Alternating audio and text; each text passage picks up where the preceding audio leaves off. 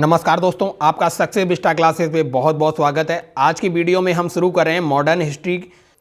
इसमें हम modern history पूरा कवर करेंगे। तो वीडियो स्टार्ट करने से पहले दोस्तों चैनल को सब्सक्राइब कीजिए और वीडियो को लाइक कीजिए। तो आइए शुरू करते हैं। हमारा पहला क्वेश्चन है, खिलाफत आंदोलन के प्रमुख नेता निम्नलिखित में से कौन थे। तो याद रखिए, जो खिलाफत आंदोलन था इसमें मौलाना मोहम्मद अली और शौकत अली, ये अली बंधु जो थे, तो दोस्तों ये थे मौलाना मोहम्मद अली और शौकत अली, अली बंधु थे। इन्होंने खलीफाओं के अधिकारों को वापस दिलाने के लिए अंग्रेजों के विरुद्ध ये आंदोलन छेड़ा था और इसका फ़ायदा उठाते हैं महात्मा गांधी जी। इसे हिंदू और मुस्लिम एकता के रूप में देखते हैं महात्मा गांधी और शुरुआत करते हैं असहयोग आंदोलन की खिलाफत आंदोलन के साथ। तो आइए दोस्तों देखते हैं अगला प्रश्न। अगला प्रश्न है, देवबंद आंदोलन यूपी संयुक्त प्रांत में प्रारंभ हुआ था। तो याद रखिए, ये 1866 ईस्वी में कई बार एग्जाम्स में पूछा गया है। खासकर यूपी पीसीएस, चाहे वो आरओ, एआरओ या कोई भी पीसीएस या यूपी ट्रिपल एससी के एग्जाम होते हैं, उसमें यूपी स्पेशल में ये प्रश्न पूछा जाता है कि देवबंद आंदोलन जो था 1866 ईस्वी में प्रारंभ हुआ था और उत्तर प्रदेश को पहले संयुक्त प्रांत के नाम से भी जानते थे। आइए अब देखते हैं तीसरा प्रश्न है, मोतीलाल नेहरू और सीआर दास के द्वारा 1923 ईस्वी में जो पार्टी का गठन किया गया था उसे स्वराज पार्टी कहते हैं। इसका गठन जनवरी 1923 में इसका गठन होता है और चितरंजन दास एवं मोतीलाल नेहरू के द्वारा इसका गठन किया गया था। कई बार ये एग्जाम्स में पूछा जा चुका है। अगला प्रश्न है, डलहौजी की विलय नीति का प्रथम शिकार निम्नलिखित में से कौन हुआ था। मीन्स डलहौजी ने अपनी जो विलय की नीति चलाई थी, तो उस विलय की नीति के द्वारा सबसे पहले जो अंग्रेजी साम्राज्य में मिलाया गया पहला जो रियासत थी वो सतारा की रियासत थी, सतारा। ऑप्शन बी याद रखिए। इसको 1848 ईस्वी में जो राज्य हड़प नीति, डॉक्ट्रिन ऑफ लेफ्ट, डलहौजी के द्वारा चलाया जाता है, उसके तहत सबसे पहले 1848 में सतारा इसका शिकार हुआ।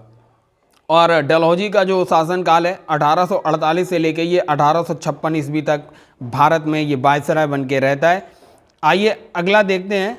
अगला प्रश्न है, अंग्रेजों के विरुद्ध खान अब्दुल गफ्फार खान के द्वारा प्रारंभ किए गया आंदोलन कई बार एग्जाम में पूछा गया है, इंपॉर्टेंट है। लाल कुर्ती या रेड शर्ट जो आंदोलन था ये खान अब्दुल गफ्फार खान के द्वारा चलाया गया था और इनको दोस्तों सीमांत गांधी के नाम से भी जाना जाता है, इनको सीमांत गांधी।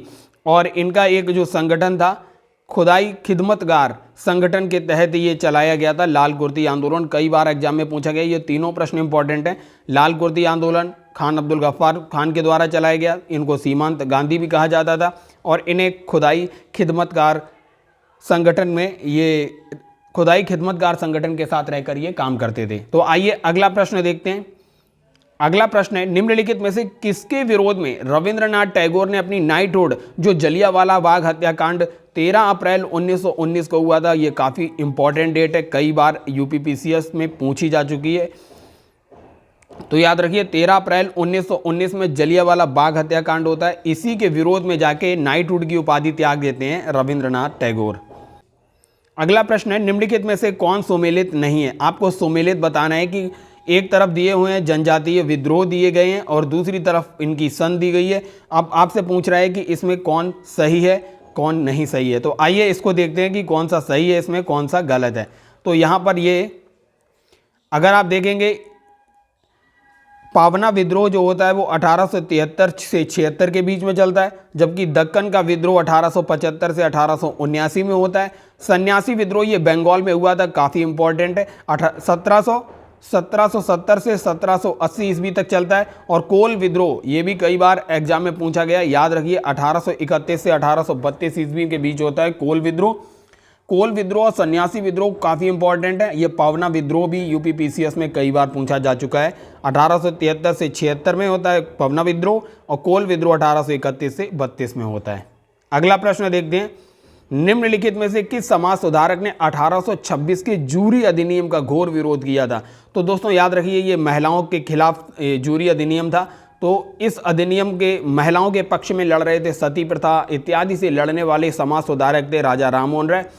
आप देखेंगे कि 1826 ईस्वी के ही आसपास राजा राममोहन राय महिलाओं के अधिकारों के लिए लड़ाई लड़ रहे थे और इन्होंने ही ब्रह्म समाज की स्थापना की थी। तो ये याद रखिए, जूरी के खिलाफ 1826 ईस्वी में जो अधिनियम पारित हुआ उसका घोर विरोध किया गया। राजा राम मोहन राय ये समाज सुधारक थे। दोस्तों, राजा राम मोहन राय की प्रसिद्ध पुस्तक थी संवाद कौमुदी, जिसमें उन्होंने सती प्रथा के विरोध में जाके कई आर्टिकल्स इसमें लिखे थे राजा राम मोहन राय ने संवाद कौमुदी में।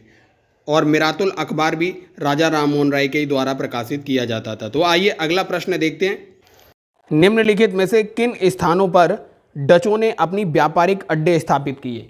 ये सारे के सारे बहुत महत्वपूर्ण हैं। डचों ने नागपट्टनम, चिंसुरा, मछलीपट्टनम, सूरत, भरूच, आगरा, कोचीन, अहमदाबाद, पटना, इन सब जगह डचों ने अपने व्यापारिक अड्डे स्थापित किए थे। इसका ऑप्शन डी करेक्ट है।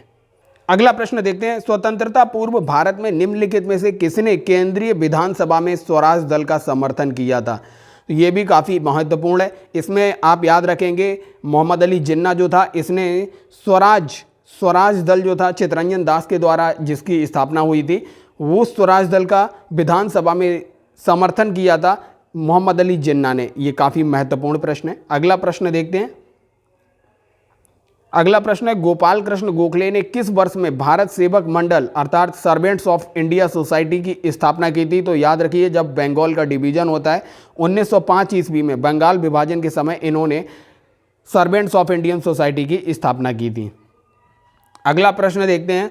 निम्नलिखित में से किस वर्ष बंगाल के मिदनापुर जिले में जातीय सरकार की स्थापना हुई? ये भी काफ़ी महत्वपूर्ण है। जब भारत में भारत छोड़ो आंदोलन चल रहा था तो उस समय मिदनापुर जिले में जातीय सरकार की स्थापना 1942 ईस्वी में होती है। अगला प्रश्न है, निम्नलिखित में से किस केस की समस्त संसार में चर्चा हुई और अभियुक्तों के समर्थन में Albert Einstein, H.G. Wells, Harold Laski तथा रूजवेल्ट ने सहानुभूति पूर्वक टिप्पणियां की थी? तो याद रखिए, ये केस जो था मेरठ षड्यंत्र केस था, जिस पर अल्बर्ट आइंस्टीन समेत सभी लोगों ने सहानुभूति जताई। अगला प्रश्न है, नीचे दिए गए कूट का उपयोग करते हुए निम्नलिखित घटनाओं का सही कालक्रम निर्दिष्ट कीजिए। रॉलेट एक्ट, चंपारण सत्याग्रह, खेड़ा सत्याग्रह और अहमदाबाद मिल। तो याद रखिए, अगर आप देखेंगे तो सबसे पहले महात्मा गांधी जी जब भारत में आते हैं तो चंपारण सत्याग्रह करते हैं, फिर उसके बाद अहमदाबाद मिल हड़ताल होती है, फिर इसके बाद होता है खेड़ा का सत्याग्रह तीसरा, और रॉलेट एक्ट जो होता है, जो जलियांवाला कांड का मेन आधार भी बनता है ये। तो 2 4 3 1 ये ऑप्शन करेक्ट होगा। 2 4 3 1 पहला ही ऑप्शन करेक्ट है। आइए अगला प्रश्न देखते हैं। प्रश्न अगला है, निम्न गवर्नर जनरल से किसने कांग्रेस का अल्पसंख्यक लोगों का प्रतिनिधित्व करने वाली कहकर बुलाया? मतलब कांग्रेस को किसने अत्यधिक अल्पसंख्यक लोगों का प्रतिनिधित्व करने वाली संस्था करार दिया था? तो याद रखिए, इसको जब कांग्रेस का गठन होता है तो कांग्रेस के गठन के समय अंग्रेजी गवर्नर जनरल जो था लॉर्ड डफरिन था। डफरिन 1885 ईस्वी में कांग्रेस का गठन होता है, तभी डफरिन कहता है कि कांग्रेस अत्यधिक अल्पसंख्यक लोगों का प्रतिनिधित्व करती है। और कांग्रेस का गठन 1885 में, और पहला इसका अधिवेशन हुआ था, उसकी अध्यक्षता व्योमेश चंद्र बनर्जी WC बनर्जी के द्वारा की गई थी। अगला प्रश्न देखते हैं। कथन और कारण वाला है, 1946 में मुस्लिम लीग में कैबिनेट मिशन प्लान के लिए दी गई अपनी स्वीकृति वापस ले ली थी। ये स्टेटमेंट सही है। जो 1946 में मुस्लिम लीग ने जो कैबिनेट मिशन प्लान की स्वीकृति दी थी उसे वापस ले लिया गया। रीजन है 1946 में गठित अंतरिम सरकार में मुस्लिम लीग शामिल हुई थी। दोस्तों, ये दोनों ऑप्शन करेक्ट हैं। रीजन भी सही है, 1946 में जो अंतरिम सरकार गठित होती है उसमें मुस्लिम लीग भी शामिल हुई थी, लेकिन ये इसका कारण नहीं है। इस वजह से कथन 1 और 2 दोनों सही हैं, लेकिन व्याख्या इसकी सही नहीं करता है। ऑप्शन बी करेक्ट है। अगला प्रश्न देखते हैं। अगला प्रश्न है, निम्नलिखित घटनाओं को कालक्रम के अनुसार व्यवस्थित कीजिए और नीचे दिए गए कूटों का सही उत्तर का चयन कीजिए। सब आपको बताना है कि हंटर आयोग, सैडलर आयोग, वुड का घोषणा पत्र और सार्जेंट आयोग। तो आइए इसके कालक्रम को देखते हैं। वुड डिस्पैच, जो वुड डिस्पैच के नाम से जाना जाता है, 1854 में आता है। हंटर आयोग का गठन 1882 ईस्वी में होता है। सैडलर आयोग जो था 1917 में बनता है, जबकि सार्जेंट योजना 1944 में आती है। तो इसको याद रखिए, ये कई बार सीक्वेंस लगाने के लिए देता है। प्रश्न संख्या अगली है, निम्नलिखित नेताओं में किसने क्रांतिकारी गठन भारत समाज की स्थापना की थी? तो याद रखिए विनायक दामोदर सावरकर जो थे, इनके द्वारा भारत से अभिनव भारत समाज की स्थापना की गई थी और इसका गठन 1904 ईस्वी महाराष्ट्र के पूर्णा में हुआ था। आइए अगला देखते हैं। सुमेलित नहीं है, आपको बताना है कौन सा सुमेलित नहीं है। संथाल विद्रोह 1855 में होता है, कोल का विद्रोह 1831 में होता है, जबकि अगर आप देखेंगे अहोम विद्रोह 1828 ईस्वी में होता है, जबकि यहाँ पे दिया हुआ है 1815 ईस्वी। तो ऑप्शन डी करेक्ट है, ये सही नहीं है। अब आइए देखते हैं करेक्ट। संथाल 1855 में विद्रोह होता है, कोल का विद्रोह 1831 में होता है, खासी विद्रोह 1829 में होता है, जबकि अहोम का विद्रोह 1828 में होता है। प्रश्न अगला देखते हैं। इसमें भी सुमेलित नहीं है, वो आपको मिलाना है। सविनय भारतीय जल सेना अधिनियम 1927 में आता है, बिल्कुल सही है। सविनय अवज्ञा आंदोलन 1930 में स्टार्ट होता है। द्वितीय गोलमेज सम्मेलन 1931 में होता है। द्वितीय गोलमेज सम्मेलन में महात्मा गांधी ने पार्टिसिपेट किया था। जब 1931 में इरविन के साथ समझौता होता है, तब द्वितीय गोलमेज सम्मेलन में भाग लेने के लिए महात्मा गांधी राजी हो जाते हैं। लेकिन आप देखेंगे जो सांप्रदायिक पंचाट जो है, ये सांप्रदायिक निर्णय जो है 1932 में लिया गया था, ना कि 1933 में। अगला प्रश्न देखते हैं। इसमें भी आपको सीक्वेंस बताना है। साइमन आयोग की नियुक्ति, जलियांवाला बाग हत्याकांड, महात्मा गांधी की दांडी यात्रा, फिरोज शाह मेहता की मृत्यु। तो याद रखिए फिरोज शाह मेहता की मृत्यु 1915 में हो जाती है। दांडी यात्रा महात्मा गांधी 1930 ईस्वी में निकालते हैं। जलियांवाला बाग हत्याकांड 1919 में होता है, जबकि साइमन कमीशन की नियुक्ति 1927 में हो जाती है। चौथा, दूसरा, पहला और तीसरा। आइए अगला प्रश्न देखते हैं। INA इंडियन नेशनल आर्मी जो थी अधिकारियों पर मुकदमा चलाया गया था, तो ये लाल किले का काफ़ी महत्वपूर्ण और चर्चित रहा था। ये जब 1945 में ये जो काफ़ी स्लोगन फेमस हुआ था उस समय, सहगल ढिल्लन शाहनवाज, लाल किले से उठी आवाज़। ये INA जो आज़ाद हिंद फौज थी उसके सैनिकों के ऊपर ये अभियोग चलाया गया था। आइए अब देखते हैं अगला प्रश्न। प्रश्न है, बंगाल की एशियाटिक सोसाइटी की स्थापना वॉरेन हेस्टिंग्स के काल में हुई थी और उसने विलियम जोन्स के पक्ष में उक्त विद्वत संस्था की अध्यक्षता का प्रस्ताव अस्वीकार किया था। बिल्कुल सही कथन है। और वॉरेन हेस्टिंग्स स्वयं एक उद्भट विद्वान था तथा प्राच्य विद्या का प्रखर समर्थक था, जो संस्कृत, फारसी व अरबी के अध्ययन को प्रोत्साहित करता था। दोनों स्टेटमेंट जो हैं वो करेक्ट हैं, लेकिन व्याख्या जो है वो नहीं करता है दूसरा स्टेटमेंट।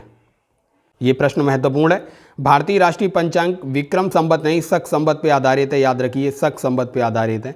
दूसरा स्टेटमेंट है, पंचांग को 26 जनवरी 1950 को नहीं, ये 1957 ईस्वी को इसको एक्सेप्ट किया गया था भारत में। तो ये दोनों स्टेटमेंट यहाँ पर गलत है, ना तो एक ना तो दो। अगला प्रश्न है, भारत में नियोजित विकास का विरोध किसने किया था? तो महात्मा गांधी इसके काफ़ी विरोधी थे, क्योंकि ये मशीनीकरण को बढ़ावा नहीं देना चाहते थे। ये कहते थे मशीनीकरण से लोग बेरोजगारी बढ़ती है, इस वजह से ये नियोजित विकास के विरोधी थे। अगला प्रश्न है, इनको आपको सीक्वेंस में लगाना है। पूना पैक्ट 1932 ईस्वी में गांधी और अंबेडकर के बीच होता है। गांधी इरविन समझौता 1931 में होता है। क्रिप्स का जो मिशन आता है ये 1940 के दशक में आता है। और सविनय अवज्ञा आंदोलन की शुरुआत 1930 ईस्वी में महात्मा गांधी के द्वारा होती है। तो याद रखिए चौथा, दूसरा, पहला और तीसरा, यह ऑप्शन करेक्ट होगा। चौथा, दूसरा, पहला और तीसरा, ऑप्शन सी करेक्ट है। अगला प्रश्न देखते हैं। असैनिक प्रशासन 1905 के संदर्भ में कौन सा कथन सही है? लॉर्ड कर्जन ने प्रांतीय सीमाओं को पुनर्गठित करने का निर्णय लिया, बिल्कुल सही है। 1905 में इसने किया था कर्जन ने।